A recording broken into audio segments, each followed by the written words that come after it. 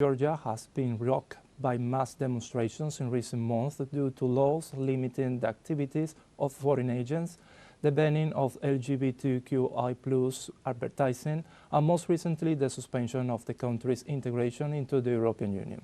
Let's see more. For more than a week, the Georgian opposition has been trying to organize a new Euromaidan.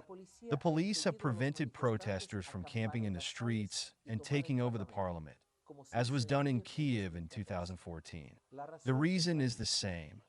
The Georgian parliament stopped Euro integration and refuses to continue receiving foreign grants.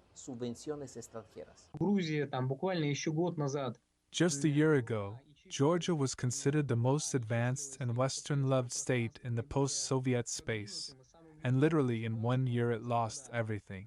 The Georgian government is becoming unyielding in the face of the Western elite, only because it dared to take a series of measures consistent with its national interests.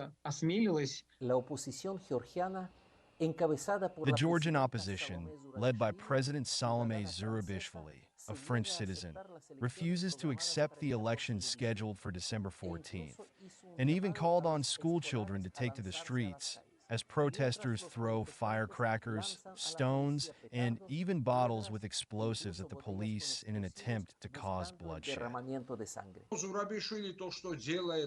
Everything that Zurabishvili does and says is within the logic of the things of the color revolutions. He writes in English on his Twitter or Facebook, I don't know what, already the university students are on strike, and now it's the turn of the school children. But she denies having done it. She says she couldn't ask people to take to the streets, much less school children, all in English. The methodology is this: the president writes in English, then the Georgian media translates and broadcasts it in Georgian, but she is now playing the fool.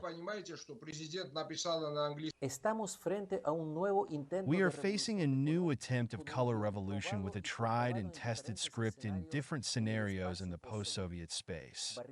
Barricades, noise with pots, European deputies with orange scarves, all led by local public figures trained in the West and open defenders of Western interests in their country.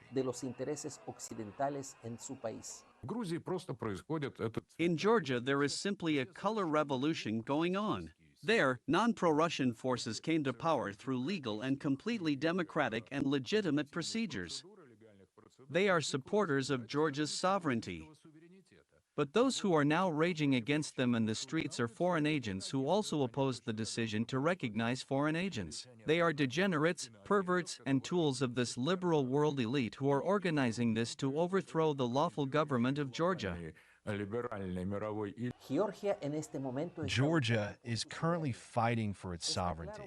It is clear that demonstrators wrapped in European Union, Ukrainian, and U.S. flags seek to turn their country into a subject of the West to serve as an instrument in its war against Russia. One more country to bleed with cheap cannon fodder and great wealth. In other words, just another Ukraine. teleSUR, Moscow.